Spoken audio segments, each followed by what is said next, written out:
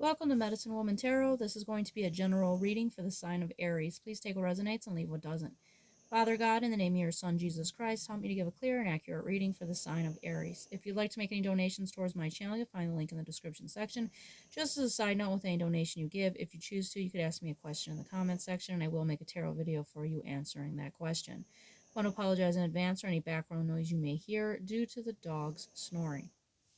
All right, I scurried the Flower of Life crystal today, and the image that showed up was very interesting. What showed up was a alien's face.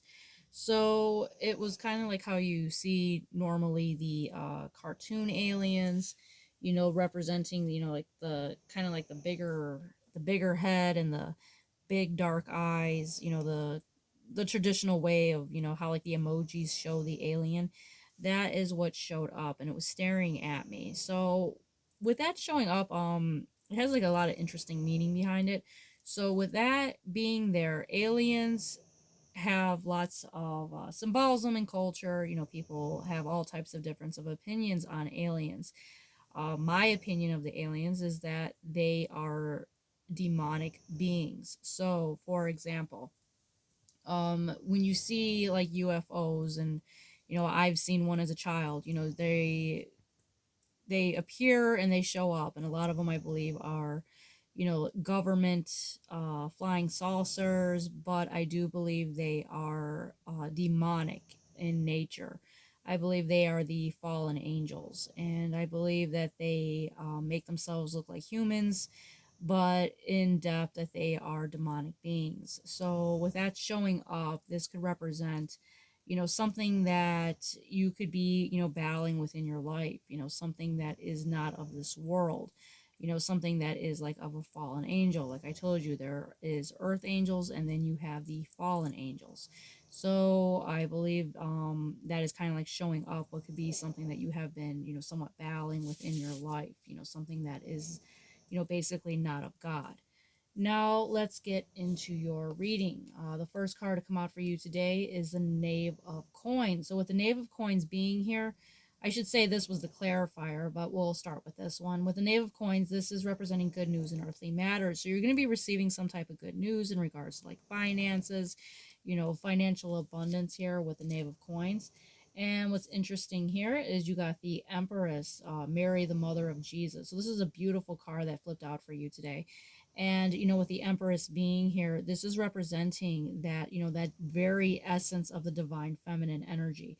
And this is like the Mother Earth energy. This is like I said, the divine feminine, the mother of God here. So with this showing up for you, this is representing purity. It's representing righteousness, and following a very sacred and divine path. It represents nurturing, maternal energy, creation, fertility, strength, and gentleness, intuition, emotional depth, protection, and comfort. So you are divinely protected with the Virgin Mary appearing here in the card here for you. So you're very much divinely protected, and also following a very divine and sacred path.